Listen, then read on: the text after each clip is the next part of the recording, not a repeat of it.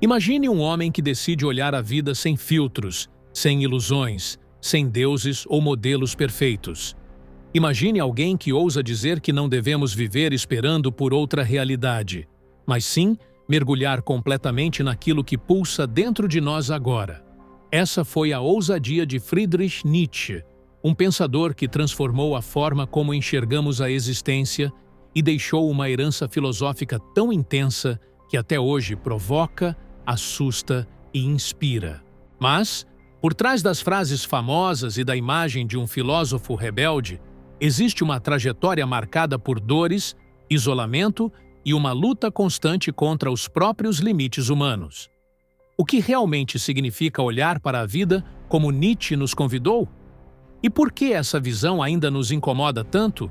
Nietzsche nasceu em 1844, no seio de uma família profundamente religiosa. Filho e neto de pastores, era esperado que seguisse os mesmos passos. No entanto, sua sensibilidade e inteligência precoce o levaram a questionar o cristianismo desde cedo. Já jovem, conquistou prestígio acadêmico, tornando-se professor universitário aos 24 anos, um feito extraordinário. Mas, em vez de seguir a carreira promissora, preferiu abandonar tudo. Escolheu o silêncio e a solidão para escrever. Foi nesse afastamento da vida convencional que nasceram algumas das ideias mais mal compreendidas da filosofia moderna. Suas reflexões foram um choque contra tudo o que a sociedade europeia do século XIX tomava como certo. Para Nietzsche, a vida não precisava ser medida por promessas futuras, céus perfeitos ou ideais abstratos. A vida, dizia ele, deve ser avaliada por si mesma. Cada momento é único, irrepetível, fruto de variáveis que nunca se repetem. Por isso, insistia, não devemos viver sacrificando o presente em nome de algo inalcançável. O perigo está em aprisionar-se em um modelo imaginário de existência e esquecer que só o agora é real. Esse pensamento se opunha frontalmente à tradição filosófica herdada de Platão. Enquanto o mito da caverna pedia que nos afastássemos das sombras e buscássemos a luz de um ideal absoluto, Nietzsche invertia essa lógica. Para ele, era preciso permanecer dentro da caverna, aceitar as sombras, as vontades, os instintos e tudo aquilo que nos compõe. Em vez de negar a vida concreta em favor de um mundo idealizado, devíamos afirmar plenamente cada detalhe do que vivemos. Nesse ponto surge um dos aspectos mais polêmicos da sua filosofia: a crítica aos ídolos.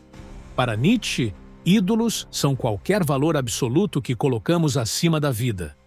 Podem ser ideais de perfeição, dogmas religiosos, modelos morais universais ou até símbolos modernos, como status social e validação externa. Sempre que seguimos um ídolo, negamos a nós mesmos. Passamos a viver não pela experiência imediata, mas pela régua de algo externo. E esse é o nascimento do sofrimento humano. Sua crítica ao niilismo também vai por esse caminho. O niilismo, antes entendido apenas como a negação de valores, ganha em Nietzsche uma dimensão nova. O verdadeiro nihilista não é o que vive sem regras ou sem direção, mas aquele que nega a vida real em nome de um princípio idealizado. O nihilista é o prisioneiro dos ídolos. E essa prisão é muito mais sutil do que parece. Pode estar presente em pequenas coisas, como medir a própria vida pelo número de conquistas materiais, ou comparar cada passo com padrões impostos pela sociedade.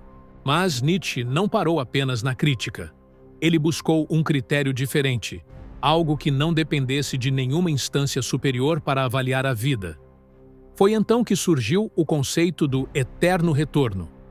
Imagine que um demônio lhe dissesse que você teria que viver sua vida exatamente como ela é, com cada detalhe, repetida infinitas vezes.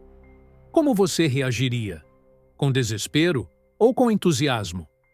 Para Nietzsche, esse é o verdadeiro teste de uma vida boa. Se você não apenas aceita, mas deseja que cada instante se repita eternamente, então encontrou uma forma autêntica de viver. Esse pensamento nos provoca a refletir sobre nossas escolhas. Quantas vezes vivemos momentos que gostaríamos que terminassem logo? Quantas vezes nos agarramos ao futuro, esperando que lá esteja a verdadeira vida? O eterno retorno nos obriga a encarar o presente como o critério absoluto. Não há prêmio no final, não há salvação prometida. Há apenas este instante, e a pergunta é: você o repetiria para sempre? A força desse conceito está em deslocar o foco. Em vez de buscar justificativas externas, somos convidados a encontrar na própria experiência o valor da vida.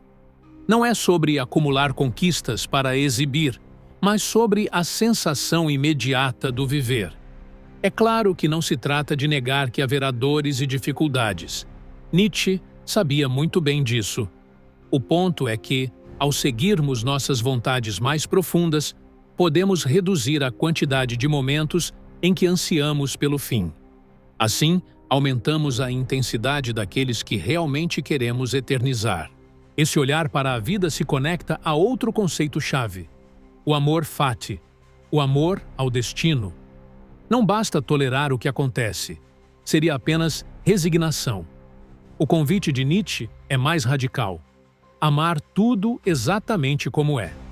Isso significa abraçar tanto as alegrias quanto os sofrimentos, não porque sejam bons ou ruins em si, mas porque são parte inseparável da realidade. Amar o destino é dizer sim à vida, mesmo quando ela não corresponde às nossas expectativas. Esse é talvez um dos pontos mais difíceis de sua filosofia. Afinal, quem consegue amar verdadeiramente momentos de dor? Nietzsche não era ingênuo. Sabia que isso parecia impossível, mas defendia que esses momentos deveriam ser a exceção, não a regra. A vida deveria ser, em sua maior parte, um conjunto de experiências pelas quais diríamos sim, de novo e de novo. Essa aceitação radical é a chave para não desperdiçar a existência em lamentos ou comparações. No entanto, viver assim exige coragem. Significa abrir mão de verdades prontas, de regras impostas, de muletas que nos prometem segurança. Significa caminhar em terreno instável, onde cada escolha é um ato criador. E Nietzsche sabia o preço disso. Sua própria vida foi marcada por intensas dores físicas, solidão e incompreensão. Seus livros venderam pouco em vida. Ele enfrentou crises de saúde e tinha enormes dificuldades em manter relacionamentos estáveis. No final, acabou consumido pela própria intensidade de suas reflexões, passando seus últimos anos em colapso mental. E ainda assim, sua obra sobreviveu. Mais do que isso, ganhou força justamente porque foi capaz de tocar em algo universal. Nietzsche não nos oferece respostas prontas. Ele nos dá espelhos. Espelhos que revelam o que há por trás de nossas ilusões, das máscaras sociais, das crenças herdadas. Espelhos que nos perguntam: você realmente quer viver essa vida de novo?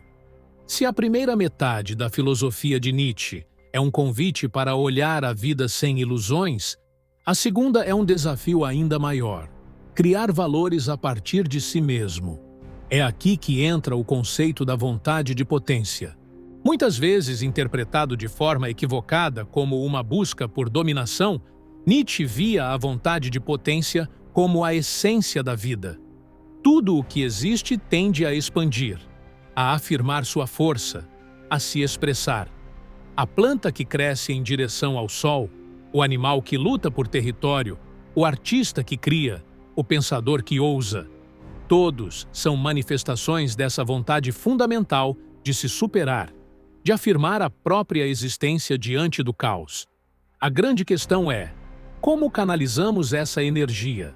Se reprimida, a vontade de potência se transforma em ressentimento. Criamos moralidades que condenam o outro. Inventamos regras que disfarçam nossa incapacidade de viver plenamente.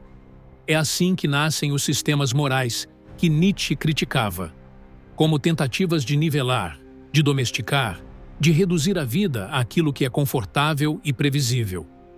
Em oposição a isso, Nietzsche nos fala do Übermensch, ou além do homem. Não se trata de um ser superior em termos biológicos ou sociais, mas de um ideal de superação existencial. O além do homem é aquele que cria seus próprios valores, que não precisa de ídolos para medir sua vida. Ele não vive de acordo com mandamentos externos, mas afirma a existência em cada gesto. É alguém que, diante do eterno retorno, diria: quero de novo, quero sempre. Esse ideal é inseparável de uma crítica feroz ao cristianismo, que para Nietzsche representava a negação mais radical da vida. Em vez de afirmar o presente, a moral cristã prometia recompensas em um além-túmulo.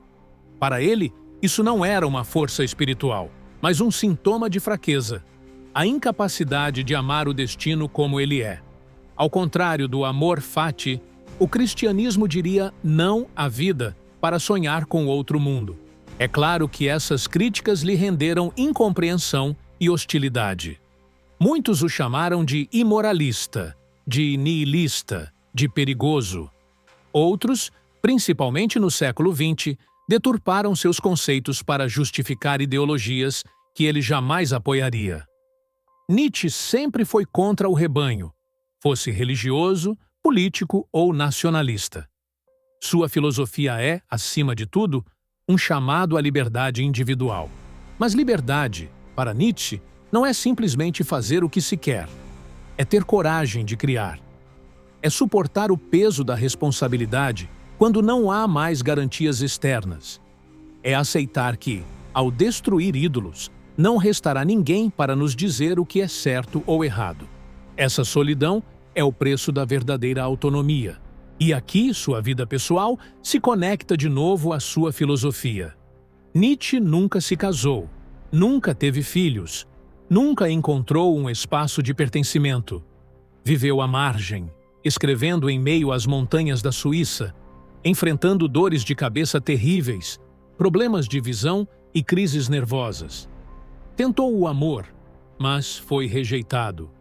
Buscou amizades intelectuais, mas foi constantemente mal interpretado. O homem que escreveu sobre o além do homem, na prática, viveu como um exilado de seu tempo. Esse destino trágico atingiu o ápice em 1889, quando sofreu um colapso mental irreversível em Turim. A cena mais famosa desse momento é simbólica. Ao ver um cavalo sendo chicoteado, Nietzsche teria se jogado sobre ele, chorando e abraçando o animal. Depois disso, nunca mais voltou à lucidez. Passou os últimos anos da vida sob os cuidados da mãe e da irmã, até sua morte em 1900. E, paradoxalmente, foi apenas após esse colapso que sua obra ganhou a força que conhecemos hoje. Escritores, artistas, filósofos e até cientistas encontraram em Nietzsche uma fonte inesgotável de provocação. Alguns leram nele a celebração da liberdade criadora. Outros, a denúncia do vazio que nos espreita quando destruímos todos os ídolos. Em ambos os casos, seu pensamento se tornou um divisor de águas. Mas o que permanece até hoje é a provocação essencial. Estamos dispostos a viver sem muletas? Temos coragem de amar o destino como ele é, sem esperar por recompensas futuras? Conseguimos criar valores a partir de nós mesmos, mesmo sabendo que o mundo não nos dá garantias? Nietzsche não nos oferece um manual de vida. O que ele nos dá é uma pergunta. Uma pergunta que ecoa em cada escolha que fazemos. Se tivesse que repetir este momento infinitas vezes, você diria sim